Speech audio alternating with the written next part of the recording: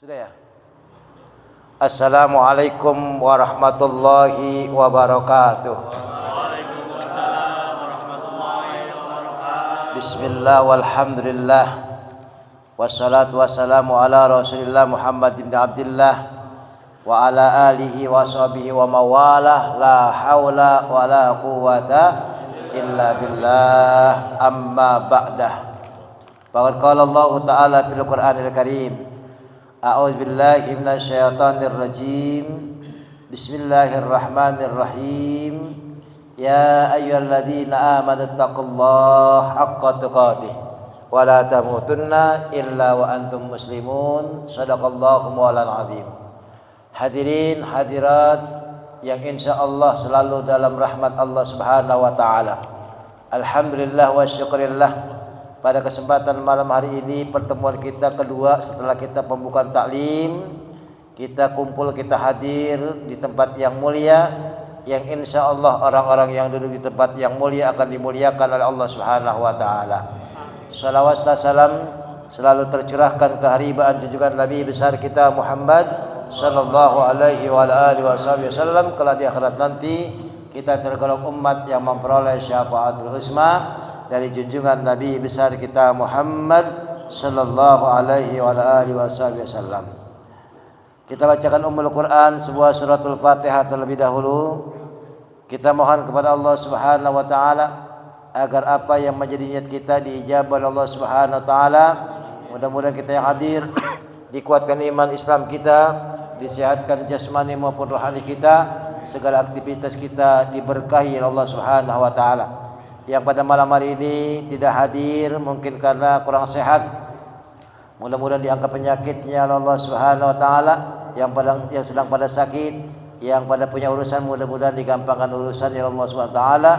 Dan orang-orang tua kita, guru-guru kita yang telah berpulang ke rahmatullah, almarhumin wal marhumat, khusus wakif daripada masjid ini, mudah-mudahan senantiasa memperoleh maghfirah dari Allah Subhanahu wa taala.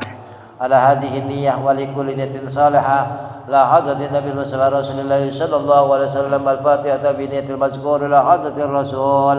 Al-Fatihah. A'udzu billahi minasy syaithanir rajim. Bismillahirrahmanirrahim. Alhamdulillahi rabbil alamin. Ar-Rahmanir Rahim. Maliki yaumiddin.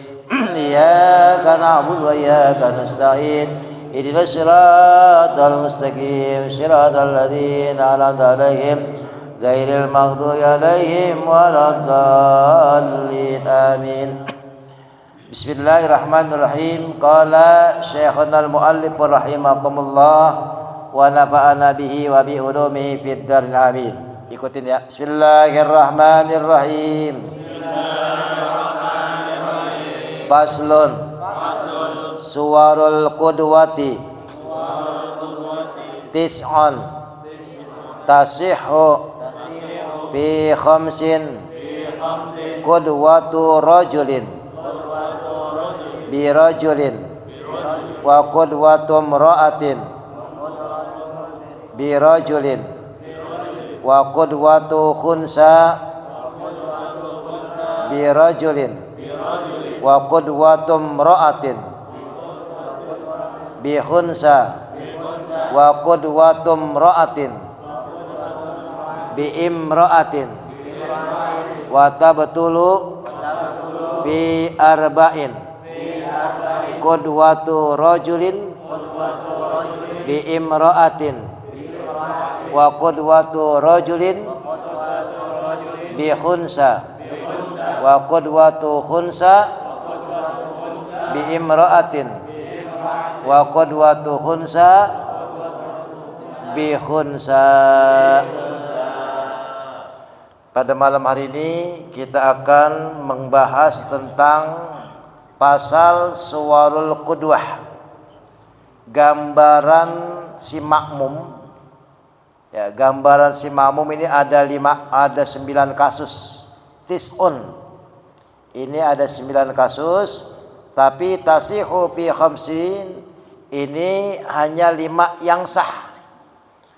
Ada gambaran kasus dalam pelaksanaan menjadi makmum. Ya. Jadi 9 kasus tapi hanya 5 yang sah jadi makmum. Ya. Yang 4-nya itu tidak sah. Nah, bagaimana nih kita harus mengetahui ilmunya? Sebab salah satunya sholatul jamaah. Sholat jamaah itu tafdulu itu lebih lebih afdol min sholatil fardhi daripada sholat sendirian. Derajatnya besar tingkatan orang yang sholat jamaah. Riwayat mengatakan ada 27 derajat, bahkan yang mengatakan 25 derajat. Ya, ini bagi orang yang sholatnya secara berjamaah. Tapi kalau sholatnya dia sendiri, ya udah derajatnya cuma 1. Ya, makanya berusaha agar kita sholat ini selalu berjamaah, gitu. Pahalanya besar, hikmahnya sangat luar biasa. Itulah sholat jamaah. Apalagi jangan sampai kita meninggalkan sholat. Ini lebih parah lagi.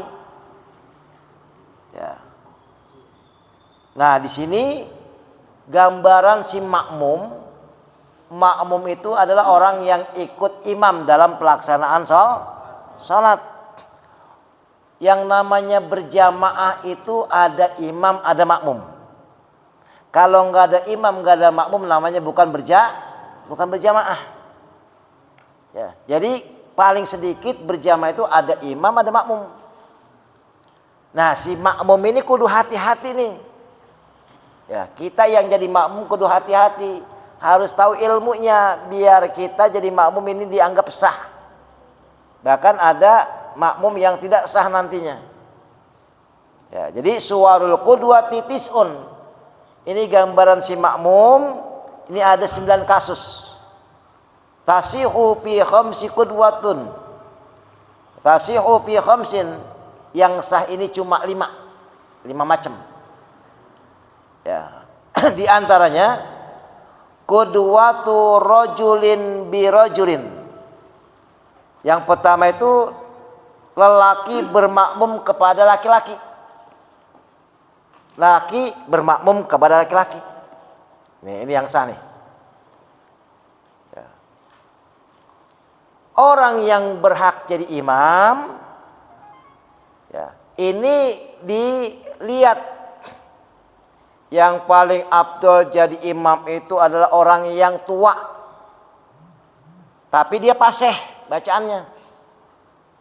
Tua fasih. Terus bagaimana kalau seandainya nggak ada yang tua, yang muda? Terus banyak yang tua tapi nggak fasih. Lebih afdol yang muda tapi fasih bacaannya. Nah, tua tapi tidak fasih bacaannya, tua tapi tidak paham tentang ilmunya. Sementara ada anak muda yang fasih dan paham ilmunya, itulah yang jadi imam. Makanya kalau yang jadi makmum itu, ya, jadi makmum yang tahu ilmunya harus ada di belakang imam. Sebab kenapa? Khawatir tiba-tiba si imam ini batal. Nah, makmum yang paham dia harus menggantikan posisi kedudukan imam yang batal. Atau terjadi tuh, jangan sampai pada kita. Ya. Jadi imam tahu-tahu jatuh meninggal atau lagi sujud meninggal dunia. Nah, makmum yang paham nih harus menggantikan posisi imam. Dia harus maju itu. Jangan sampai di belakang makmum orang geblek. Yang gak tahu apa-apa, pas imam batal aja, bukan gantiin.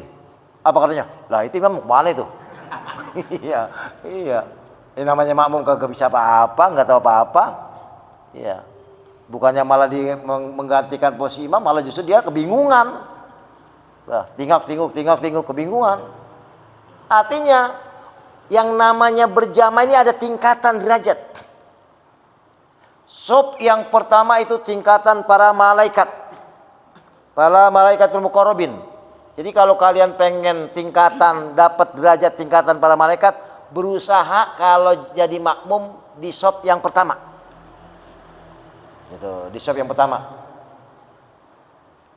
Sub yang kedua tingkatannya anbiya wal mursalin. Ini derajat para nabi. Jadi kalau kalian misalkan enggak dapat sop yang pertama, usaha dapat sop yang kedua. Nah, tingkatan yang ketiga saf para sholihin, sholihat, mukminin, mukminat. Itu sop yang ketiga. Nah, sop yang terakhir, barisan terakhir, munafikin. Golongan orang-orang yang munafik. Jadi kalau kalian sholat jamaah ada sop yang paling bontot, berarti kalian golongan sop orang-orang munafik. Lalu kan repot. Iya, makanya berusaha kalau sholat jamaah cari sop yang pertama. Dan itu pun harus istiqomah. Ya, harus istiqomah. Misalkan kamu tiap hari Jumat nih berada di sop pertama paling pojok, udah tiap Jumat itu pokoknya pojok terus. Ya, jangan tadi kadang-kadang di pojok sono, kadang-kadang di belakang, kadang-kadang tengah, kadang-kadang di luar. Ya, itu namanya nggak istiqomah tuh. Iya. Ya, cari sop yang memang posisi kita ini istiqomah. Kalau memang depan udah depan, tiap hari, tiap waktu di depan. Itu yang istiqomah tuh, sop yang istiqomah. Nah, si makmum ini nih, ya orang yang mengikuti imam, ya, dia harus lihat-lihat. Ya. Makanya si barisan yang pertama atau sop yang di belakang imam ini harus orang yang paham. Sewaktu-waktu imam batal, sewaktu-waktu imam itu kena najis. Emang ada imam kena najis? Contoh, jadi imam nih, Allahu Akbar. Udah rakaat ketiga, kamu lihat si imam diberakan cecek. Mana cecek banyak banget lagi. Ya kan? Ya kan, cecek banyak, bukan atu. Ya. Kan imam yang bawa najis sholatnya nggak sah, ya kan? Nah, posisi makmum tersebut karena lihat kondisi imamnya itu nggak sah, dia harus maju. Ya. Kenapa? Karena imamnya kagak tahu. Ya, dia bawa najis, nggak tahu. Ya. Pas selesai sholat, baru mohon maaf, Pak Ustadz tadi saya lihat di bajunya itu banyak najis, jelasin. Jangan sampai kagak dijelasin, bisa tersinggung ntar. Lu apa-apaan gantiin gua? Gitu, ya kan? Gitu. Jangan, harus dijelasin. Nah, jadi posisi makmum itu, ya yang saya itu laki-laki bermakmum dengan laki-laki. Qudwatu rajulin birajulin. Ya. Yang kedua wa qudwatum ra'atin birajulin. Yang kedua, kalau jadi makmum imamnya laki-laki, makmumnya perempuan. Artinya perempuan ngikutin imam, perempuan jadi makmum, imam laki-laki. Misalkan suami istri nih. Suami istri sholat jamaah di rumah. Wah, istrinya seorang ustazah. Suaminya baru belajar Iqra. Itu juga Iqra 1. Ya, tapi bacaan Fatihahnya bisa. Apa kata istrinya? Bang, ada apa? Gua kan ustazah. Gua jadi imam, lu belakang jadi makmum. Iya. Karena belum bisa lakinya. Ya, tetap aja nggak boleh. Seorang imam itu seorang pemimpin, dia kudu laki-laki. Ya. Laki-laki, ya, perempuan nggak boleh jadi imam.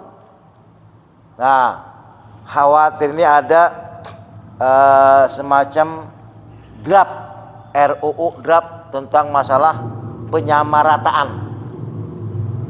gender, penyamarataan. Nah, kalau ini digolkan hati-hati. Bisa-bisa nanti perempuan dia mengajukan banding atau usul, saya harus khotib. Ya. Karena undang-undang itu disahkan, bisa boleh-boleh saja kan? Kalau nggak boleh, nggak bisa dituntut itu pengurusnya.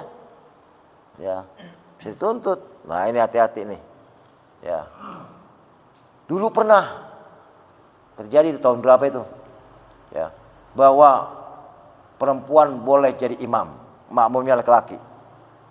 Nah, itu ajaran yang satu. Dalam Islam, dalam fikih nggak boleh perempuan jadi imam, makmumnya laki-laki nggak boleh.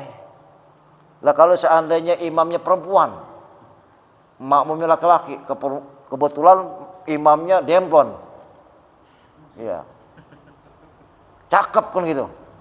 Lah pasti tuh makmumnya laki-laki berebut di belakang imam, berebut, iya, ya, berebut kenapa? Karena imamnya, wah baik, cantik sebagainya, iya, jadi kagak khusyuk kan, iya, imamnya ruku, ini makmum rukunya lama banget, iya, kenapa? Karena imamnya lah makmumnya pasti rukunya belakangan, diplototin dulu itu, iya.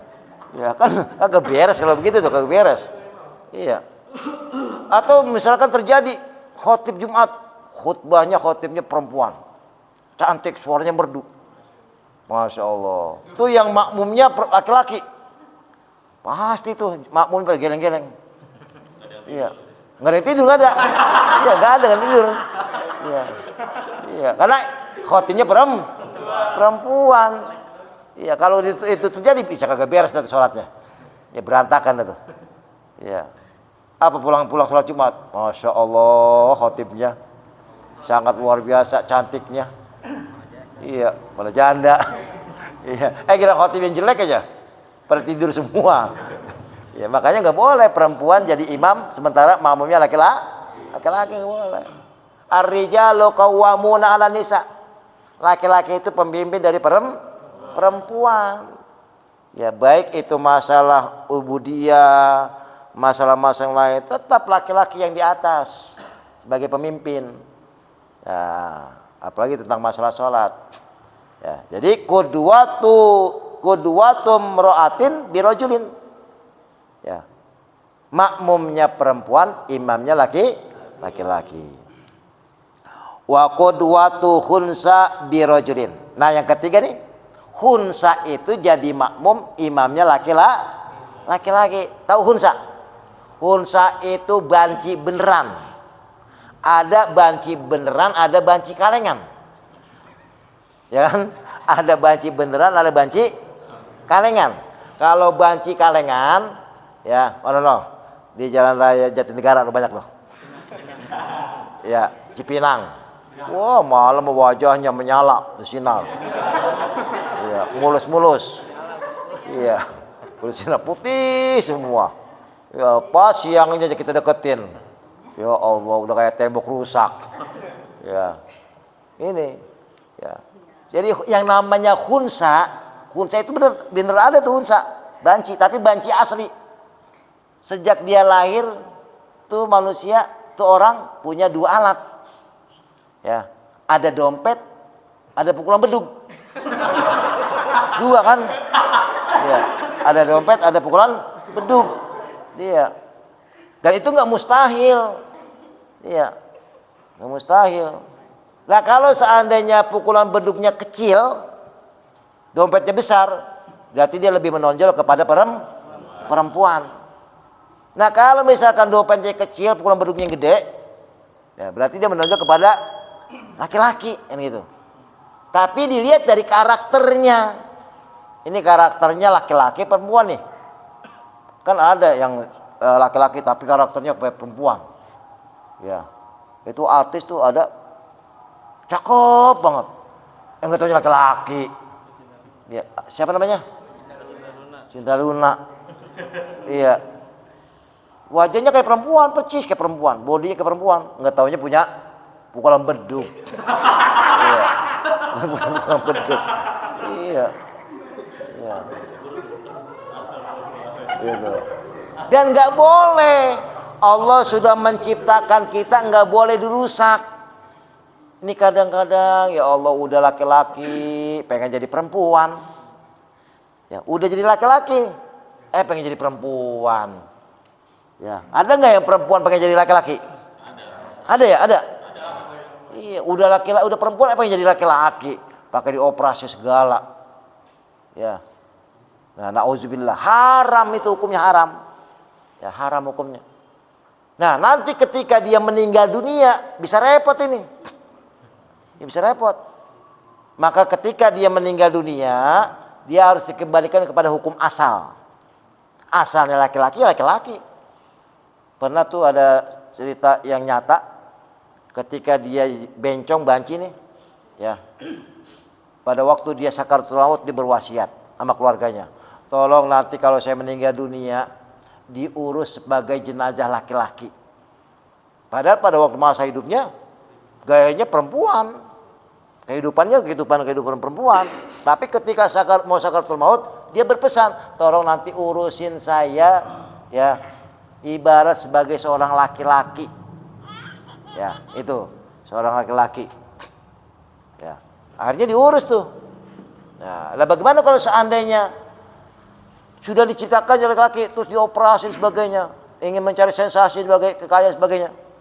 Hukumnya haram. Jangankan masuk surga, baunya surga nggak bisa didapat. Ya. Orang yang tidak mensyukuri karunia Allah itu termasuk orang yang kufur nikmat.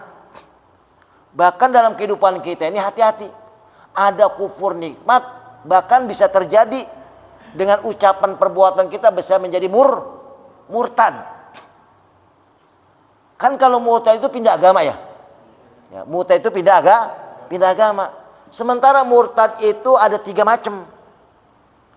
Murtad secara i'tiqadiyah. Yang kedua murtad secara qauliyah. Yang ketiga murtad secara fi'liyah. Ini murtad nih. Ya, orang kalau sudah murtad, calon-calon penghuni neraka, khalidina fiha abada. Selama-lamanya di neraka. Tuh. Nah, murtad yang i'tiqadiyah ini adalah murtad yang dalam segi keyakinan tentang masalah apa? Tentang masalah agama. Sudah jelas-jelas nyata tuh. Pindah agama yang tadinya muslim ke non muslim. Ya, sebagainya. Itu yang secara i'tiqadiyah. Nah, zaman sekarang kita kudu hati-hati. Murtad secara kauliyah dan fi'liyah.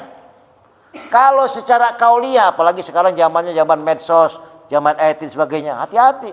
Salah kata aja udah termasuk murtad. Ya, misalkan dia melesetin tentang bacaan Asmaul Husna. Ya, atau bacaan selawat itu enggak diyakini. Udah murtad itu. Itu murtad secara kauliyah, ucapan. Ya. Makanya dalam Islam kita enggak boleh nyebut saudara kita kafir lu enggak boleh. Enggak boleh. Ya. Tetap harus kita jaga itu ucapan kita. Ya. Termasuk murtad secara fi'liyah, perbuatan. Ya. Misalkan nganggap remeh Al-Qur'an. Ya, nganggap remeh Al-Qur'an. Terus dia nganggap remeh tentang masalah hadis-hadis Nabi sampai dilecehkan. Ya, itu udah termasuk murtad fi'liyah, perbuatan. Ya, makanya jangan sampai kita termasuk golongan orang yang murtad fi'liyah maupun qauliyah. Jaga ucapan kita. Ucapan yang paling baik adalah kata Nabi, ketika kita melihat sesuatu yang bagus, ya, yang indah, maka kita ucapkan subhanallah. Ketika kita melihat sesuatu yang mungkin mengerikan sebagainya, kita baca astagfirullah. Ketika kita melihat sesuatu yang mungkin kira-kira kita nggak mampu, ucapkan la haula wala quwata. Ketika kita melihat sesuatu yang mungkin terjadi kecelakaan, ucapkan dengan ucapan innali. Jangan dikit-dikit berjangkit, buset deh. Ya, buset deh. Nah, itu namanya manggil setan itu. Jangan. Ya, tuh kalimat tasbih. Astagfirullahaladzim. Ya, lihat sesuatu yang indah, masya Allah. Ya, lihat wanita cantik, masya Allah, subhanallah. Gila ngeliat nenek-nenek aja, astagfirullah. Jangan. Iya, nggak boleh tetap. Iya. Semua ucapan-ucapan itu ya akan membawa dampak bahagianya seorang, termasuk ciri-ciri orang yang mukmin. Ya, Makanya perbaiki ucapan kita, jangan salah, jangan sampai salah terpleset lisan kita. Apalagi kalau kita sampai berbuat gibah, ya fitnah, namimah, jangan sampai itu. Jangan kotori lisan kita dengan ucapan-ucapan yang mengandung dosa. Ya. Kalau ucapan kita sering mengandung dosa, khawatir besok pada waktu sakau, tahu sakau? Sakaratul maut, ya susah ngucapin la ilaha illallah. Basahin lisan kita dengan berzikir, basahin lisan kita dengan banyakin tasbih, basahin lisan kita untuk baca Al-Quran, basahin lisan kita untuk berbicara yang baik-baik. Insya Allah di akhir hayat kita gampang mengucapkan kalimat la ilaha illallah. Nah, yang selanjutnya, wa qudwatum ra'atin bihunsa. Kalau imamnya banci, ya, kalau imam dan banci, maka yang jadi makmum adalah perempuan biasa. Jangan imamnya perempuan biasa, makmumnya banci. Repot tadi itu. Makmum banci nih, imamnya perempuan biasa.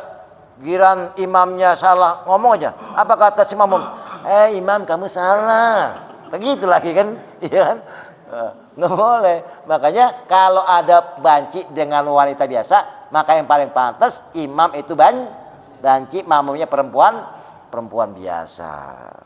Wa qudwatum ra'atin bi amratin. Kalau memang semuanya perempuan, makmumnya perempuan, ya imamnya perempuan.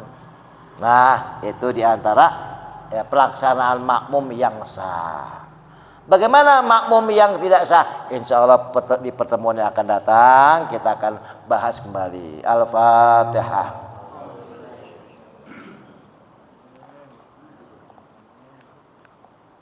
Shiratal ladzina an'amta 'alaihim ghairil maghdubi 'alaihim waladdallin. Ilaika kalimatul karim Allahumma shalli Muhammad wa ala ali sayyidina Muhammad. Allahumma anfa'na bima 'allamtana wa 'allimna ma yanfa'una wa zidna man nafi'a wa man taqabbala wa rizqan wasi'an tayyiban katsiran mubarakan bi rahmatika ya arhamar rahimin. Allahumma jam'alna hadza jam'an marhuma waj'al tafarruqana min ba'di tafarruqa ma'suma. Rabbana innaka jami'un nas li yawmin la raiba fihi innallaha la yukhliful mi'ad. Rabbana atina fid dunya hasanah wa fil akhirati hasanah wa qina adzabannar. Wa sallallahu ala sayyidina Muhammad wa ala alihi wasallam walhamdulillahi rabbil alamin. Subhanakallahumma wa bihamdika asyhadu an la ilaha illa anta astaghfiruka wa atubu ilaik. Assalamualaikum warahmatullahi wabarakatuh.